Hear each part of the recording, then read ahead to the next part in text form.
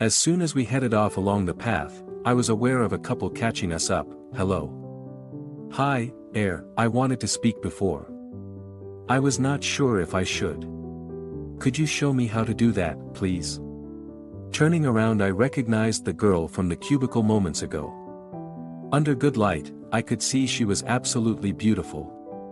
Tall with a gorgeous slim figure, clear skin, and long blonde hair. She reminded me of that perfect girl in college who everyone envied. Untouched by acne or spots, her face was a picture of innocence and loveliness. I'm sorry to ambush you, but I don't know what else to do. I don't know how to do it like you. Nathan, and I turned to face her. Nathan's mouth was open, she was that pretty. A few feet behind her stood her man. A mop of curly blonde hair topped an admittedly handsome young face. He was about the same height as her but looked embarrassed or shy. How old are you? Nathan voiced what I was thinking, almost 18. Our parents brought us away after our final exams, before university. I'm Mary, this is my this is Peter. I guessed boyfriend was a loaded status. I'm Joe, and this is Nathan. We all nodded hello to each other. Peter stayed back a foot or so. You watched everything I was doing, I said, guessing she was talking about her appalling blowjob technique. Yes, but I wanted to ask, but did not know if I should, in there. What led you to even be in there? Nathan asked. Again voicing what I was thinking, Mary smiled. Oh, we saw it on socials before we left, highlights of the resort. We only arrived today, and we knew it was a place where we could be alone. Yes, I try, and Peter says he enjoys it, but he does not, come. We have only been with each other. I don't have anyone I can ask. I definitely can't ask my mom. When you did it, he came quite fast, so I know he liked what you did more than when I tried. What's in it for me, for us? I also didn't think Nathan would be too keen to just watch me showing her or to experience her learning. Behind her, Peter was looking at the ground. I would let Nathan try if he is gentle. Peter won't mind if he has also done it. Peter, how do you feel about it, mate? Nathan asked. I'm cool with it as long as we are honest with each other. Where are you staying? Peter said he would do anything Mary wanted. We found out Mary and Peter were a couple of hotels along from us, in a smaller boutique-type place. We also found they could not use their own hotel as their parents had room keys, and they were each sharing rooms with a parent. We talked about coming to our room, which seemed the logical and safest place. We told them we were going down to the late bar to watch the dancing. Peter didn't seem keen at all, but Mary was interested. I told them I'd taken part and that it was a lot of fun. I grabbed Peter's hand and led the way. Behind me, Nathan escorted Mary. We arrived while they were still getting volunteers up on stage. Nathan went to get 4 beers. Mary said she was a very good dancer and told us she had lessons. I stopped her from putting her hand up and said she might be better off watching once and seeing if it was her kind of dancing. I really hoped it would be, but I seriously doubted it was. We drank beer and got to know Mary and Peter a little more before the dancing started. I was pretty sure one of the girls was the same one I had danced with, definitely a plant. The dancers were a mix of ages and sizes, and over the next 3/4 of an hour, we watched them whittle down to the final 3. Mary and Peter were totally focused on the stage. They had stopped talking to us. They became more drawn in as the dancing became raunchier. We were at the back of the crowd, and no one paid us any attention. I wanted to touch Mary too, but she was on the other side of him. I wished I had stood between them. We talked over breakfast and agreed we would see Mary and Peter. Nathan messaged Peter, something very bland, to meet up in the afternoon. He also said we would be around the pool. Our hotel pool was open to non-residents, so a good place to start. I was horny all day waiting to meet them. I didn't need a drink to find myself thinking very naughty things. Nathan and I agreed I would take Mary and Peter up to our room and show Mary what she wanted. Then Nathan should go with her and let her show him what she had learned. We didn't think all of us being in the room to start with would be a good idea. But we did want to make sure we got as much fun out of the arrangement as we could. We both half expected them to be a no-show, to chicken out. They arrived slightly early in shorts and t-shirts. We had reserved a group of loungers on the far side of the pool, away from too many ears. This side did not get the sun until mid-afternoon, which kept it empty for now. We told them what we proposed and they both seemed keen. I asked Mary if she had ever even asked Peter what he liked and they both shook their heads.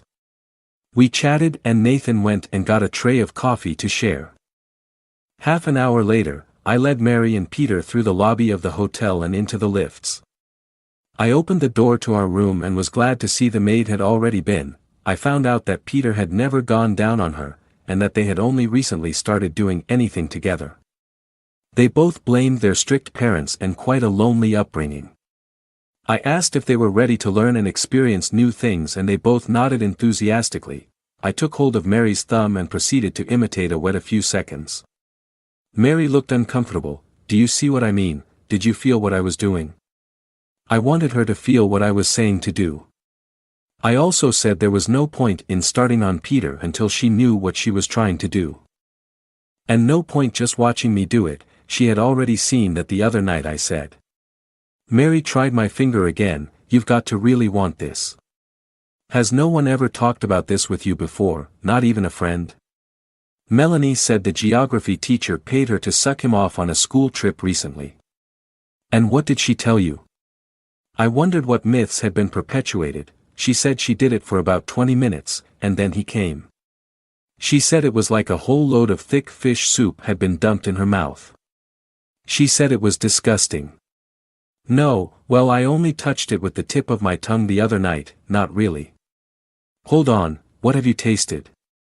Nothing really. I'd worried about not liking it or making me puke. This was going from bad to worse and I decided to push it and put her mind at rest in one go.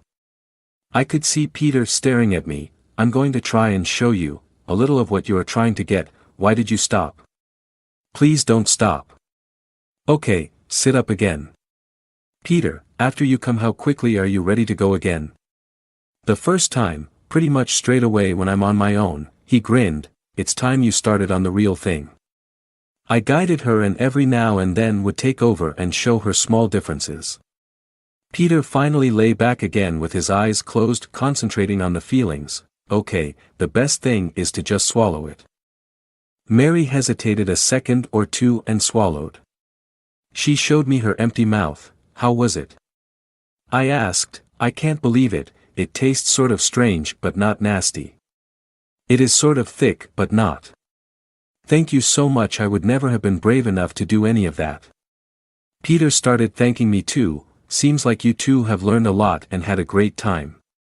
I guess it is time to repay the favor. They both looked at me eagerly. I urged Mary to go straight for it. She sped up and I could see she was really trying. I sat and enjoyed the view, proud of how quickly Mary had learned in the end. I looked at the bedside clock. We had been gone for nearly an hour and a half. Let's go and find Nathan.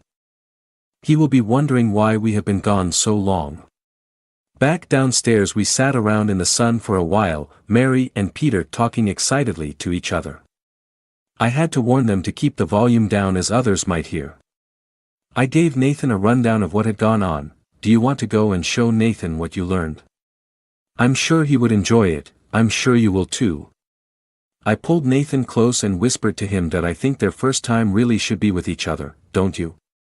Nathan led Mary away around the pool. I handed Peter a bottle of sunscreen and asked him to do my back for me. I lay on my front and felt his nervous hands spread sunscreen on my back. I urged him to make sure my sides were done too. I also asked him to do my legs. I don't want to get burnt. I could feel myself getting turned on and knew other eyes would be watching this young lad. Eyes that would know he was not my husband. I offered to apply sunscreen for Peter and he seemed to reluctantly agree. 20 minutes later Nathan and Mary reappeared. Nathan gave me a thumbs up as he approached. Mary was smiling widely. You taught her well, really well. Nathan settled onto a sunbed. He tastes different than Peter, sort of stronger, but I liked it. Mary was excited like a kid at Christmas. Nathan, you should sunscreen Mary before she burns. Now the sun has come around. I held the bottle out toward him. No, I'm okay. I did not bring my swimming costume, just my t-shirt and shorts. We should get back to our hotel soon. Our parents will wonder if we missed dinner. Mary was all smiles as she spoke. Peter sat up and pulled on his shirt, and both thanked us. They got ready to leave. I hope we can see you later on. We have enjoyed today a lot. Something Nathan had never managed. Welcome to Secret Story. After our evening out, we now lay in bed with none of our usual fooling around. A few hours ago, I had won a dance competition. After that, we experienced our first glory hole. Nathan had stopped the evening, and we came back to the hotel, barely talking. We lay on our backs, and I stared at the ceiling. I had gone over and over the evening in my mind. Nathan had urged and teased me to take part in the dancing competition, and he also encouraged me once it started. Nathan had taken me into the cubicles and must have known they had holes.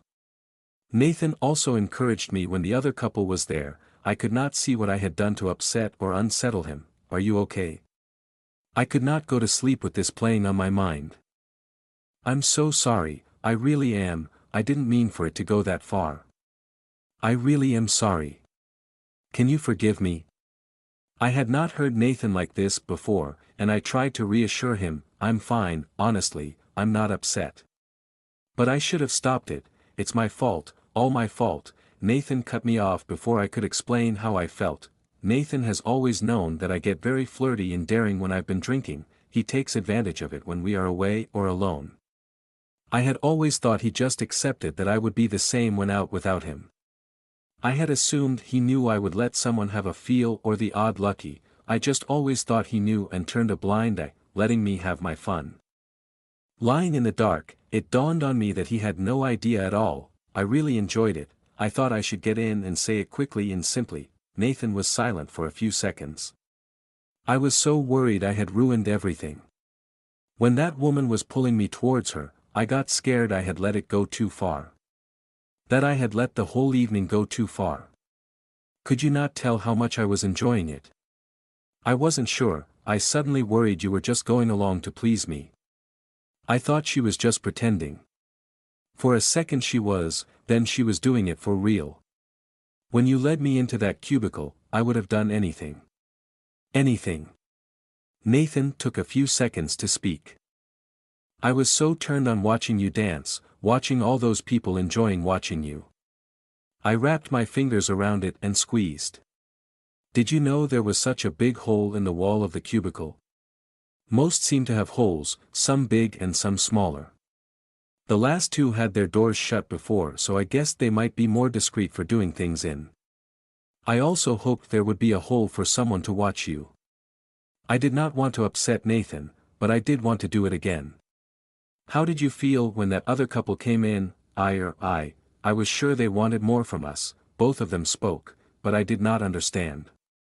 So it seems you enjoyed it as much as me, I said. I did. I loved every minute of it. I wanted to do more but suddenly panicked you would be upset. To be honest, I have fantasized about stuff like that for a while. I just never knew how to tell you, how you would react. Now we know we both enjoyed it. I hope we get to do it again. Like you said when you got me to do the dancing. No one here knows us. I was trying to ignore the myriad phones and cameras that had recorded the bar competition. We soon fell asleep and woke, late in the morning, all but missing breakfast, and decided to take a stroll out to catch a lazy brunch at one of the many beachfront cafes. We talked about last night with the safety of knowing we had both enjoyed it. We spent a lazy day around the pool, and then down at the beach. I kept looking around secretly hoping to recognize the woman from the cubicle last night. Once in a while, someone would give me a second look, a double take. I enjoyed the idea of being recognized for that and almost hoped someone would come and say hi, but no one did. During the day Nathan had made the odd quip about going to the cubicles again tonight. I didn't bite, and he didn't pursue it, but it kept making me think about how much I had enjoyed it. What do you mean? Nathan stopped walking and asked, are you serious? I mean, yes, let's get some just in case. Nathan took my hand and led me off toward the shops. There wasn't much of a choice, my favorite brand was there, but I could hardly blurt out, these are the ones I like. Nathan hesitated like a teenager buying his first packet. Oh, I walked up to the counter, picked up 2 packs of the ones I liked, and paid. That wasn't so hard, was it? Why did you get 2? So you don't get all embarrassed if we have to come back for more. We probably won't need any at all, last night might have been a total fluke. I really hoped it wasn't and hoped we would be lucky. We went out for a meal, and I drank cocktails. Nathan normally moans about the price, but tonight he didn't care. By the time we finished eating it was dark, and I was already feeling very turned on. We walked along the path that led to the toilet block. We stopped in a couple of bars, we had a beer each. There were more people about as we walked the final 100 yards or so onto the path to the beach. We walked past the toilets, it seemed too busy on the path. We walked a little way and turned back taking our time, hoping for a gap in the traffic so to speak. I looked around as we approached, I didn't see anyone we knew, and no one was watching us. I held Nathan's hand tightly and dragged him towards the door and in. Not so many cubicle doors were closed, but the end 2 were shut. We walked slowly along, looking into each open cubicle. An open door between 2 closed ones had a foot square hole in one wall and a smaller rough round hole in the other. We looked at each other and slipped inside, locking the door behind us. My heart was pounding in my chest. Are you sure about this? I was glad to find it seemed as clean and fresh as yesterday. I could easily flash or let someone see and feel me. It also meant I only had to pull on the skirt and top to be completely decent. Nathan stood back against the door. I really needed to go. I could not see anyone in either cubicle next door. I motioned Nathan forward. I guessed the stranger was older. Suddenly, there was a pool of light around me from Nathan filming with his phone. No one took the stranger's place, and I still could not see anyone through the other hole. I started to feel a bit creeped out by the empty, rough hole, knowing someone must be just watching. I upstood. Nathan had stopped filming. We almost bumped into a young couple rushing past. We stepped out and watched them go into the last cubicle. The door next to it was now open and we hurried along and closed ourselves in. It was much darker here, the only light in the building was over the entrance door. In the gloom the huge cut out between this and the last cubicle was visible. We heard a zipper, shuffling of clothes and whispered voices. I could hear a whispered conversation, I was sure, in English. A short while later, another match struck, and more light flooded through. I could still see next door and was pleased to see she was now watching us. In the gloom, she looked really pale. I would have said she was no more than a teenager, very pretty with long streaked blonde hair. She had big eyes. I winked at her and was pleased to see her smile. She definitely didn't know what she was doing and looked very inexperienced. I had such an urge to show her how to do it properly. She was watching me the whole time. We were close enough that her man must have been able to watch, too. Her eyes darted between me so proudly on offer to her.